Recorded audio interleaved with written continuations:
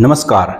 गुजरात में सूरत लोकसभा सीट पर बीजेपी उम्मीदवार मुकेश दलाल को निर्विरोध सांसद निर्वाचित कर दिया गया है। सूरत में कांग्रेस उम्मीदवार का नामांकन रद्द होने और बाकी प्रत्याशियों की ओर से नामांकन वापस लिए जाने के बाद उन्हें निर्विरोध निर्वाचित कर दिया गया है।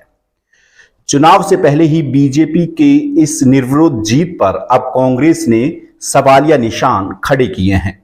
कांग्रेस ने बाकी उम्मीदवारों की ओर से पर्चा वापस लिए जाने पर भी सवाल खड़े करते हुए कांग्रेस ने बीजेपी को घेरा है।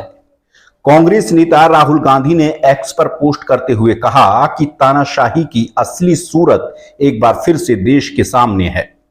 उन्होंने कहा कि जनता से अपना नेता चुनने का अधिकार छीन लेना बाबा साहब अंबेडकर के संविधान को खत्म करने की तरफ बढ़ाया गया एक और कदम है।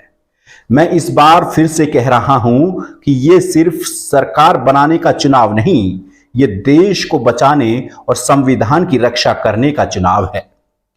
वहीं कांग्रेस नेता जयराम रमेश ने कहा कि बीजेपी प्रत्याशी मुकेश दलाल को छोड़कर बाकी सभी उम्मीदवारों ने अपना नामांकन वापस ले लिया। 7 मई को होने वाले मतदान से करीब 2 सप्ताह पहले ही बीजेपी उम्मीदवार को निर्विरोध जिता दिया गया। उन्होंने कहा कि एमएसएमई मालिकों और व्यवसायियों की परेशानियों और गुस्से को देखते हुए बीजेपी इतनी डर गई है कि वो सूरत लोकसभा के जो चुनाव है उसको फिक्स करने का प्रयास कर रही है। दूसरी ओर गुजरात प्रभारी शक्ति सिंह गोहिल ने कहा है कि हमारी लीगल टीम कानूनी पहलुओं की पड़ताल कर रही है। हम इस मामले को कोर्ट में ले जाएंगे और न्याय की गुहार लगाएंगे।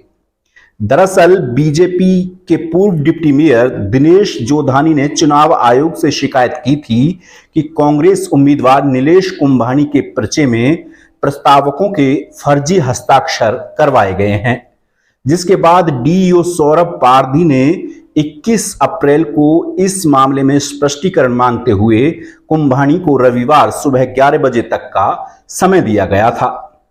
नामांकन पत्र रद्द करने को लेकर रविवार को कलेक्टर और चुनाव अधिकारी के समक्ष सुनवाई हुई।